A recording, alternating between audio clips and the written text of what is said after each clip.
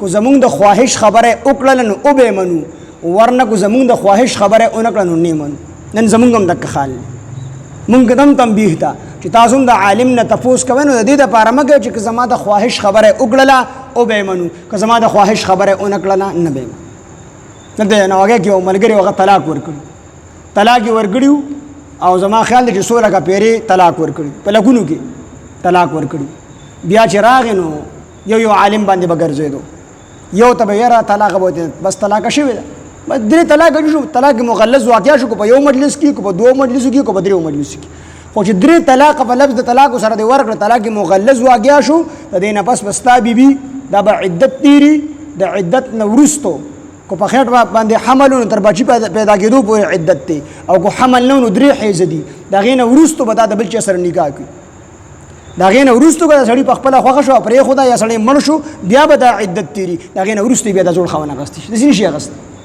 خو هغه به د هر عالم نه په دې نیت باندې تپوس کوي چې کېدای شي زما د خواهش مطابق څوک مسله راته وي نو پېښور ته لاړو نو په پېښور کې یو مفتي صاحب ورله پته ورکړه چې دا جایز ده په یو مجلس کې 3 طلاق نه کېږي نو بس دا غځنه خوشاله را روان شو اخذ په نکاح باندې واغست. نو مونږ هم دا مرض دی چې مونږ د عالم نه د مفتی نه تپوس کو په دې نیت باندې چې زما د خواهش مطابق مسله وکړي او که زما د خواهش مطابق مسله ونه کړي نو بیا ته مونږ هغه خبره نه اخلو. دلته یو ملګری دی ما نه خپله یو مسله کې تپوس مسله کې تپوس کو مسله یو شان دی بیان کړه ما ورته دا مسله ولیکه مال یې راکړه د هغې مناسب به زه اوس هم مفتي لاندې جواب ولیکي مسله اسانه وه خو ما وي چې دې څنګه سوال یې اکه شان د جواب وي ځکه دې په سوالونو کې رد بدل کوي. بیا چې لړو نو هلته کې چې کوم مسله وه سره د کور والا سره راغلې وه نو خبرې کولې ما ته درې کور والا موبایل ورکړه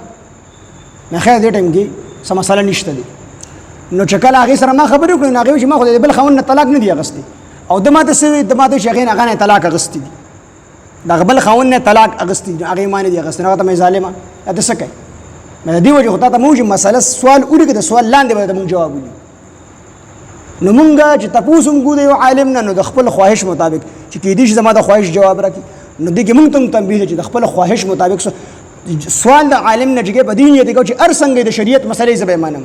کو زما د خواهش مطابق یا کو زما د خواهش مخالف